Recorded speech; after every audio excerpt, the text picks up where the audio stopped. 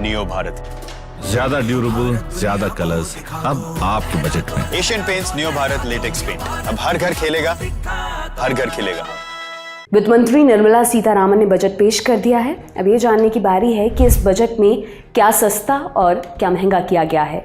कुछ सामानों पर कस्टम ड्यूटी घटाई गई है, जिसकी वजह से फोन और सोना चांदी जैसी चीजें सस्ती होंगी, जबकि टेलीकॉम के सामानों पर कस्टम ड्यूटी बढ़ाई गई है, जिसका असर उनकी कीमतों पर पड़ेगा। सिलसिलेवार ढंग से जानते हैं कि क्या सस्ता हुआ और क्या महंगा। सबसे पहले बात जो चीज़ें सस्ती हुई हैं उनकी।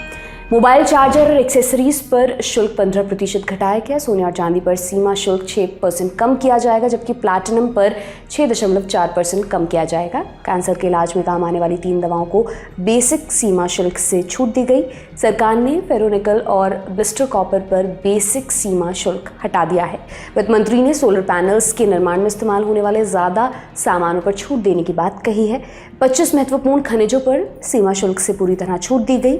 झींगा और मछली के खाने पर सीमा शुल्क घटाकर 5% किया गया। चमड़े के सामान पर सीमा शुल्क घटाया गया। क्या क्या महंगा हुआ? सरकार ने टेलीकॉम उपकरणों पर मूल सीमा शुल्क 10% से बढ़ाकर 15% कर दिया है। प्लास्टिक उत्पादों पर सीमा शुल्क बढ़ाया गया। अमोनियम नाइट्रेट पर सीमा शुल्क 7.5% से बढ़ाकर 10% किया गया। यानी ये मोटा माटी देखा जाए तो 9 सामानों पर सीमा शुल्क घटाया गया, जबकि 3 पर इसे बढ़ाया गया है, जिसका सीधा असर उनकी कीमतों पर दिखाई देगा। बजट का असर मार्केट पर भी देखा गया। वित्त मंत्री निर्मला सीतारामन ने जैसे ही अपना भाषण खत्म किया, सेंसेक्स 1000 पॉइंट से ज़्यादा नीचे आ गया था। सेंसेक्स और निफ्टी 50 में लगभग 2% की गिरावट आई है। हालांकि कुछ देर बाद थोड़ा सुधार भी देखा गया। इसके अलावा बजट में वित्त मंत्री ने इनकम टैक्स स्लैब में बदलाव की घोषणा की है। नए टैक्स सिस्टम के तहत अब सालाना 3 से 7 लाख आय पर 5% टैक्स लगेगा। अभी तक 3 से 6 लाख रुपए की आय वालों पर 5% टैक्स लगता था, यानी इस स्लैब में 1 लाख रुपए का बदलाव किया गया है। वहीं 3 लाख रुपए की सालाना आय पर पहले की तरह कोई टैक्स नहीं लगेगा।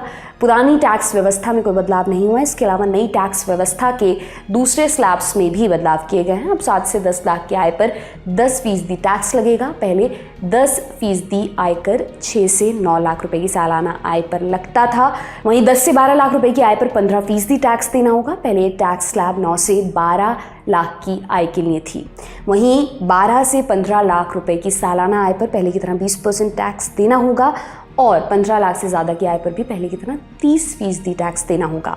इसके अलावा वित्त मंत्री ने बताया कि नए टैक्स सिस्टम के तहत स्टैंडर्ड डिडक्शन को 50,000 से बढ़ाकर 75,000 रुपये कर दिया गया है।